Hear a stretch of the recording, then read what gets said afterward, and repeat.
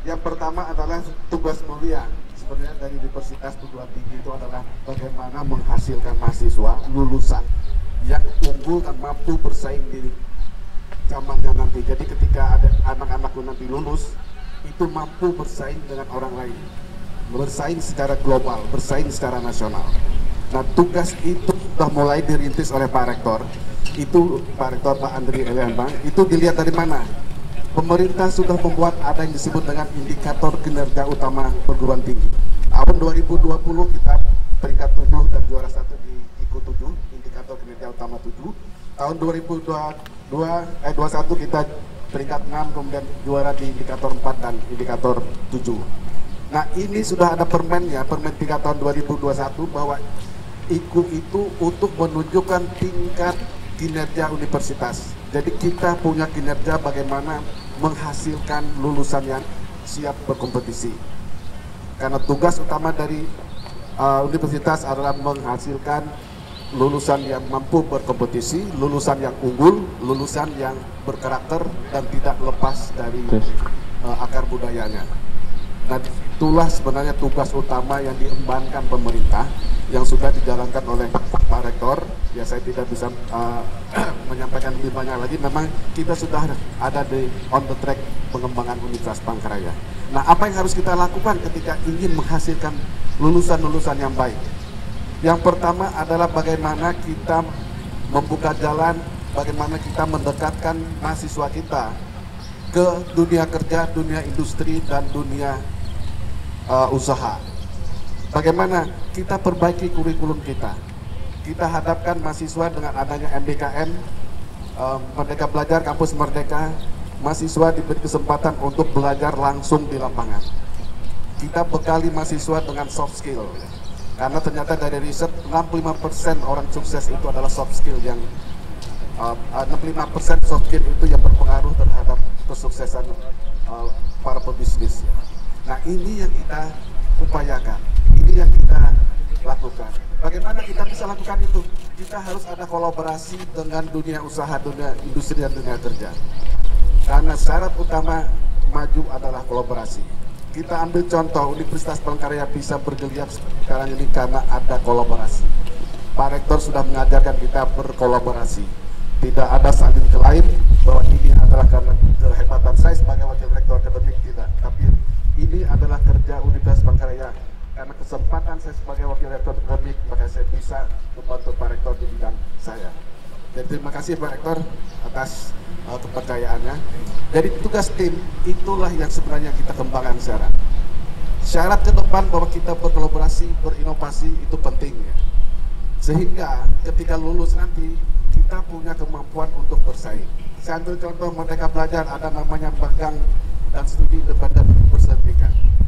Sudah ratusan mahasiswa kita ikut, yang dari teknik informatika langsung dikontrak, ada yang magang 6 bulan langsung dikontrak 2 tahun, sudah banyak. Jadi itu buktinya bahwa program ini kita bisa percepat. Lulusan itu bisa 3,5 tahun sudah bisa lulus. Kalau kita memang betul-betul berniat menjalankan apa yang sudah disampaikan oleh kementerian. Jadi tadi ukurannya itu. Nah, tantangan berikutnya apa? Kita juga punya tantangan sebagai universitas berada di wilayah penyangga ibu kota. Kita juga harus mempunyai makna bagi ibu kota.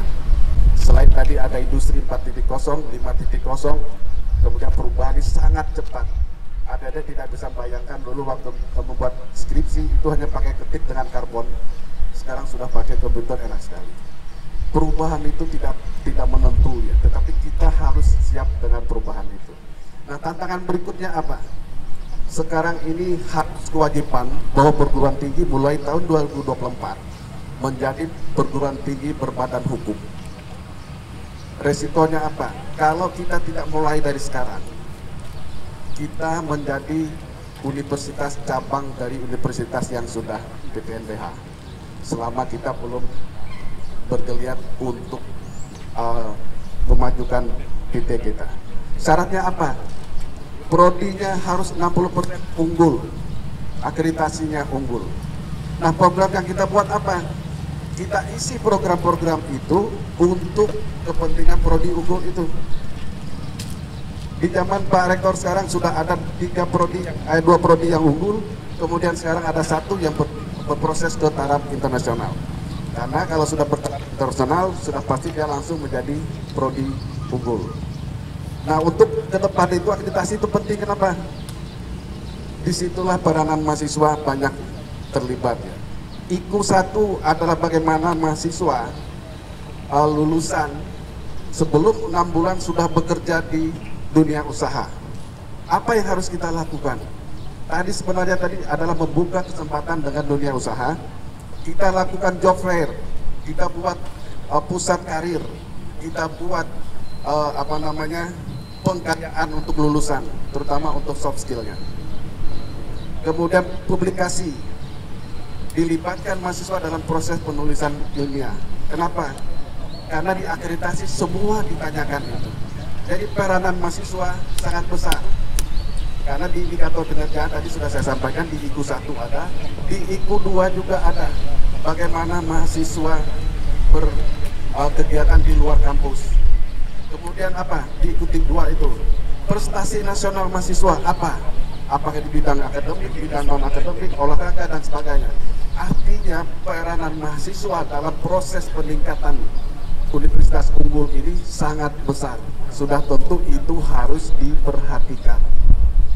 Ya, kita lihat prestasi-prestasi kita sekarang di dalam Pak Rektor ini, banyak sekali prestasi mahasiswa kita. Hanya tinggal bagaimana prosesnya kita melaporkan prestasi itu sehingga terdata di tingkat nasional.